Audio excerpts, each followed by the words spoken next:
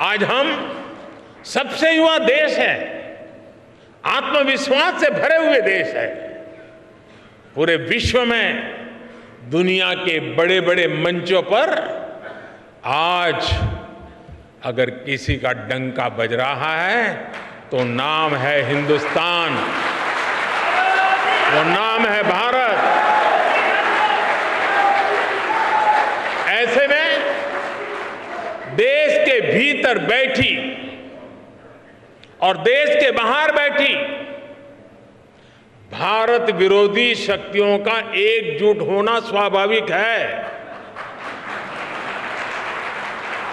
ये शक्तियां किसी भी तरह भारत से विकास का एक कालखंड छीन लेना चाहती है।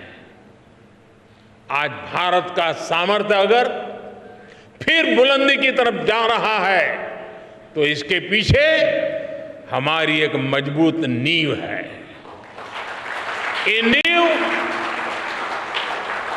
नींव हमारी संवैधानिक संस्थाओं की है, हमारे कॉन्स्टिट्यूशनल इंस्टीट्यूशंस की है। इसलिए आज भारत को रोकने के लिए हमारी इस नींव पर चोट की जा रही है, संवैधानिक संस्थाओं पर प्रहार किया जा रहा है, उन्हें बदनाम करने का अभियान छेड़ा जा रहा है। उनकी क्रेडिबिलिटी, उनकी विश्वसनीयता खत्म करने की साजिश की जा रही है। जो लोग भ्रष्टाचार में लिप्त हैं, उन पर जब एजेंसियां कार्रवाई करती हैं तो एजेंसियों पर हमला किया जाता है। जब कोर्ट कोई फैसला सुनाता है तो कोर्ट पर सवाल उठाए जाते हैं, न्यायिक प्रणाली पर हमले होते हैं। आप सब देख रहे हैं, कुछ दलों ने मिलकर भ्रष्टाचारी बचाओ अभियान छेड़ा हुआ है।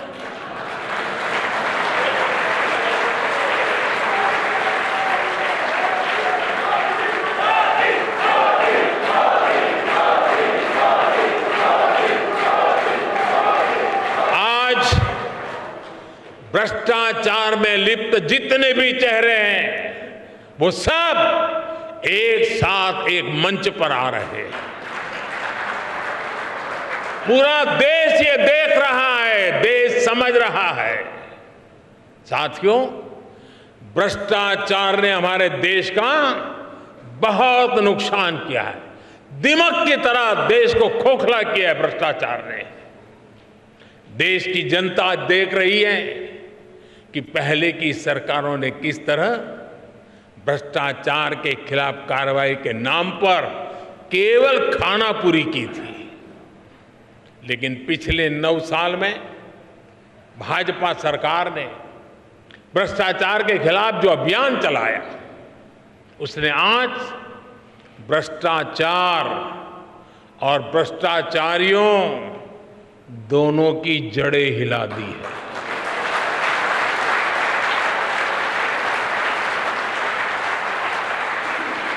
ये इस बात का प्रमाण है कि जब भाजपा आती है तो भ्रष्टाचार भागता है।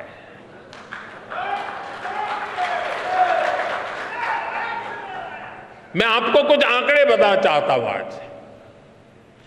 Prevention of money laundering act यानी पीएमएलए के तहत कांग्रेस की सरकार में यानी साल 2004 से 2014 के बीच 5,000 करोड़ रुपए के आसपास की संपत्ति जब्त की गई थी। 5,000 करोड़। इसी एक्ट के तहत पिछले 9 वर्षों में भाजपा सरकार ने 1,10,000 करोड़ रुपए से ज्यादा की संपत्ति जब्त की है।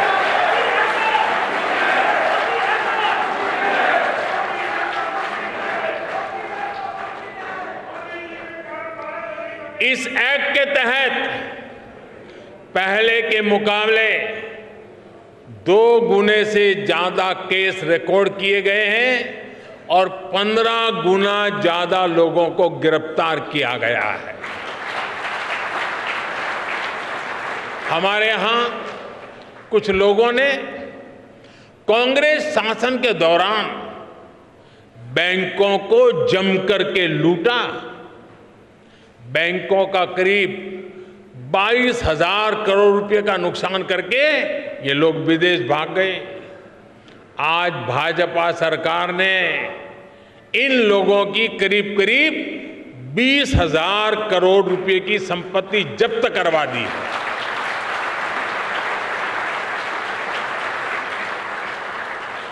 प्रिवेंशन ऑफ करप्शन एक्ट के तहत पिछले 9 वर्षों में सीबीआई ने लगभग 5,000 केस दर्ज किए हैं। बीजेपी सरकार में भ्रष्टाचार के आरोपों से घिरे हुए सैकड़ों बड़े अधिकारियों को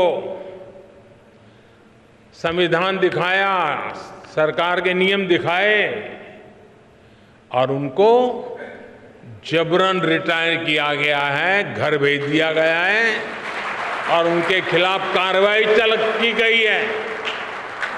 साथियों, आजादी के 7 दशकों में पहली बार भ्रष्टाचार पर इस तरह की चोट हो रही है। पूरे देश की जनता आज भ्रष्टाचारियों पर हो रही कार्रवाई से खुश है। आपकी यही जानकारी है ना?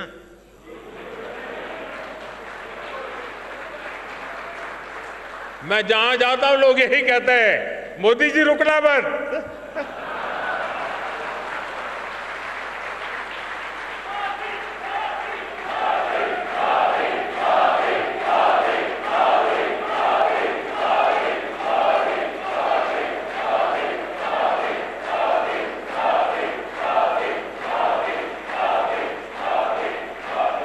आज हर देशवासी समझता है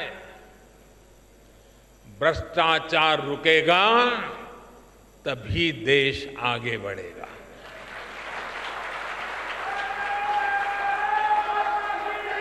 और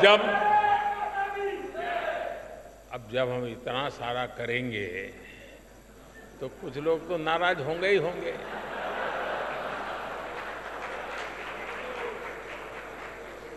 वो अपना गुस्सा भी निकालेंगे, लेकिन इनके झूठों आरोपों से न देश झुकेगा, न भ्रष्टाचार के विरुद्ध कार्रवाई थमने वाली है।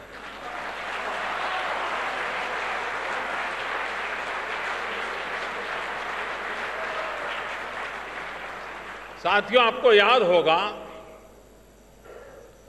कांग्रेस के नेता कभी कहा करते थे, जनसंघ के जमाने में बड़े बड़े नेता कहते थे जनसंघ को जड़ से उखाड़ कर फेंक देंगे। ये उनके बड़े बड़े नेता बोलते थे जी। और आज की कांग्रेस कहती है कि मोदी तेरी कब्र खुदेगी। जनसंघ को मिटाने की, भाजपा को मिटाने की अनेक बार साजिशें हुई। और ये तो वो लोग हैं जिन्होंने मुझे भी जेल में डालने के लिए क्या क्या जाल नहीं बिछाई, लेकिन वो पूरी तरह नाकाम रहे।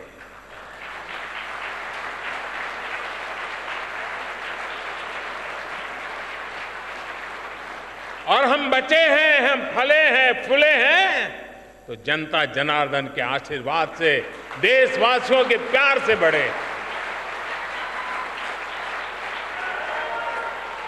देशवासियों का अपार प्रेम, यही तो हमारी पूंजी है, यही हमें समर्थन देता है, यही हमें शक्ति देता है। देशवासियों के आशीर्वाद से हम आगे बढ़े हैं, बढ़ रहे हैं और बढ़ते ही रहेंगे।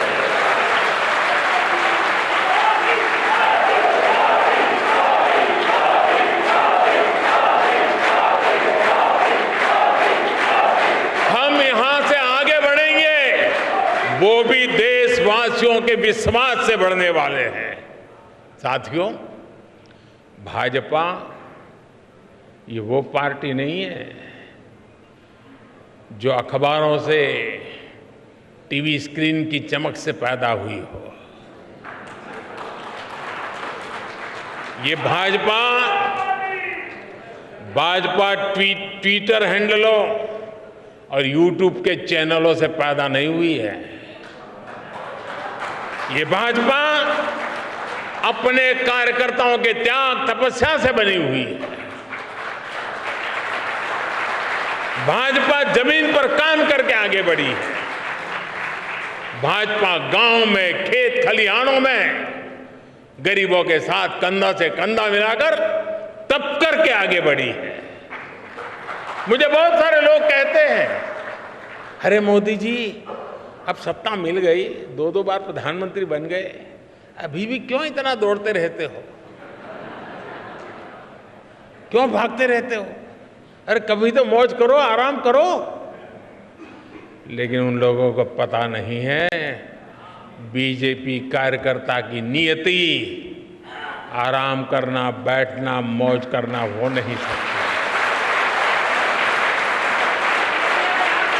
भाजपा के कार्यकर्ता के लिए देश की आशाएं, लोगों की आकांक्षाएं, उनके सपने ही उसकी ड्राइविंग फोर्स होती है।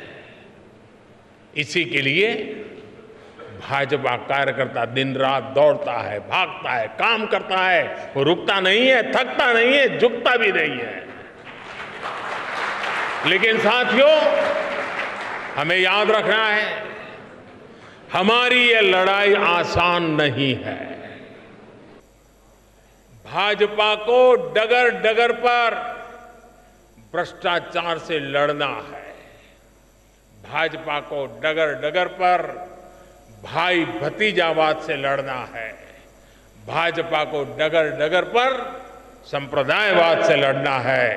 भाजपा को डगर डगर पर जातिवाद से लड़ना है।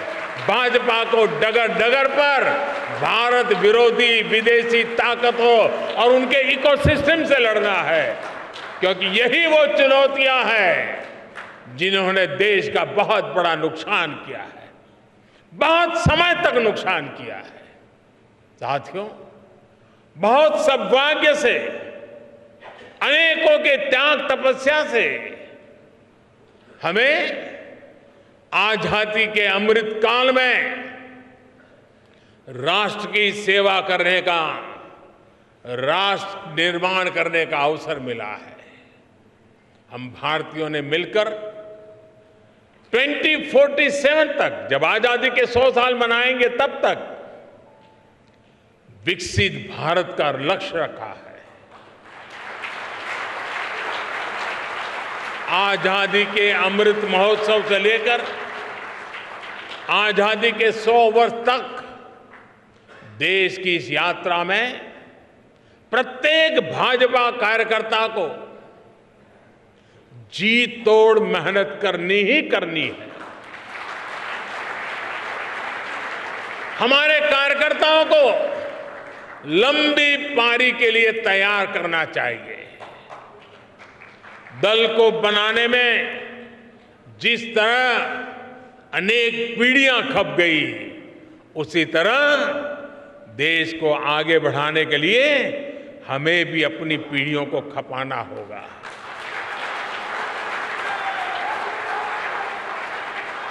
साथियों, मैं आपको फरवरी 2018 में इसी कार्यालय में कही हुई अपनी एक बात को आज याद दिलाना चाहता हूं।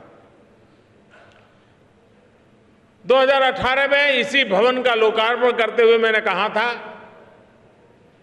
कि कार्यालय हमारी कर्मभूमि है, लेकिन भारत की सीमा ही हमारे कार्यों की सीमा है। हमें इस भवन से ऊर्जा लेकर संपूर्ण भारत की सीमा को ही अपना कार्यक्षेत्र बनाना है। मुझे पूरा विश्वास है आप सब इसी तपस्या के साथ देश के सपनों को साकार करते रहेंगे। जो सपना हमने पहले देखा था, उसे हम आज पूरा होता देख रहे हैं। जो सपना हम आज देख रहे हैं, वो भविष्य में पूरा होकर रहेगा।